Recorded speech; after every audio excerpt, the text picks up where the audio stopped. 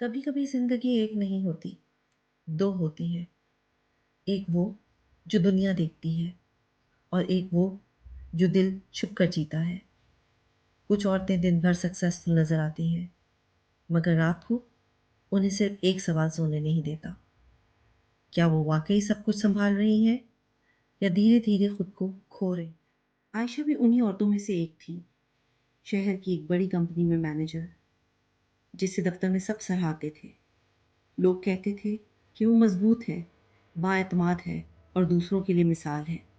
لیکن ہر شام جب دفتر کی لائٹس بند ہوتی اور وہ گھر لوٹتی تو اس کی اصل زندگی شروع ہوتی تھی۔ اکثر اس کا چھوٹا بیٹا صوفے پر سویا ملتا، انتظار کرتے کرتے تھک کر، اور ہر بار عائشہ کے دل میں ایک ہلکا سا بوجھ رہ جاتا، جیسے وہ کسی بہت ضروری جگہ دیر سے پہنچی ہو۔ اس نے خود کو سمجھا لیا تھا کہ یہ سب اس کے گھر کے بہتر مستقبل کے لیے ہے، مگر بچوں کو مستقبل نہیں، وقت چاہیے ہوتا ہے۔ ایک دن اسکول کے سالانہ فنکشن کا اعلان ہوا۔ اس کا بیٹا بہت خوش تھا کیونکہ اس بار وہ اسٹیج پر پرفارم کرنے والا تھا۔ عائشہ نے اس کی آنکھوں کی چمک دیکھی اور دل سے وعدہ کر لیا کہ اس بار وہ ضرور آئے گی۔ شاید پہلی بار اس نے کام سے زیادہ کسی اور چیز کو ترجیح دینے کا سوچا تھا، مگر زندگی اکثر وعدے سن کر امتحان تیار کر لیتی ہے۔ فنکشن والے دن ہی دفتر میں اچانک ایک اہم میٹنگ طے ہو گئی، ایسی میٹنگ جسے چھوڑنا تقریباً ناممکن تھا۔ کانفرنس روم میں وقت تیزی سے گزر رہا تھا، مگر عائشہ کے لیے ہر منٹ بھاری ہوتا جا رہا تھا۔ گھڑی کی سوئیاں جیسے اس کے دل پر چل رہی تھی۔ فون بار بار وائبریٹ کرتا، مگر وہ اسکرین دیکھنے کی ہمت نہیں کر پا رہی تھی۔ اسے معلوم تھا کہیں ایک چھوٹا سا بچہ اسٹیج کے پیچھے کھڑا ہوگا اور بار بار دروازے کی طرف دیکھ رہا ہوگا۔ میٹنگ لمبی ہوتی گئی، پریزنٹیشنز چلتی رہیں، اور آہستہ آہستہ ایک وعدہ وقت کے نیچے دبنے لگا۔ جب میٹنگ ختم ہوئی، لوگ خوش تھے، ڈیل کامیاب ہو چکی تھی، سب نے عائشہ کی تعریف کی، مگر اس لمحے اسے صرف گھڑی نظر آ رہی تھی۔ وہ جلدی سے کار میں بیٹھی اور اسکول پہنچی، لیکن وہاں خاموشی تھی۔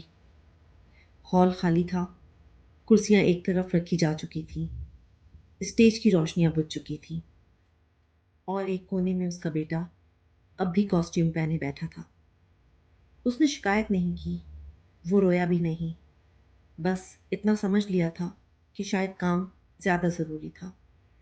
کبھی کبھی بچے ناراض نہیں ہوتے، صرف سمجھ جاتے ہیں، اور یہی سمجھ جانا سب سے زیادہ تکلیف دیتا ہے۔ اس لمحے عائشہ کو محسوس ہوا کہ کامیابی کی آواز بہت بلند ہوتی ہے، مگر پچھتاوے کی خاموشی اس سے بھی زیادہ گہری ہوتی ہے۔ اس رات عائشہ نے پہلی بار خود سے سوال کیا: کیا وہ واقعی جیت رہی ہے یا صرف ایک ایسی دوڑ میں بھاگ رہی ہے جس کی کوئی منزل ہی نہیں؟ اگلے دن اس نے کوئی ڈرامائی فیصلہ نہیں کیا، اس نے ملازمت نہیں چھوڑی، اس نے صرف ایک چیز بدلی: اپنی ترجیحات۔ اسے سمجھ آ گیا کہ توازن قربانی سے نہیں، حدود مقرر کرنے سے آتا ہے۔ زندگی کا سچ یہ ہے، عورت جب خود کو سنبھالتی ہے تبھی رشتوں کو سنبھال پاتی ہے۔ اپنی پہچان کھو دینا قربانی نہیں ہوتا، عدم توازن ہوتا ہے، اور کبھی کبھی سب سے بڑی کامیابی وہ ہوتی ہے جو گھر لوٹ کر محسوس ہوتی ہے۔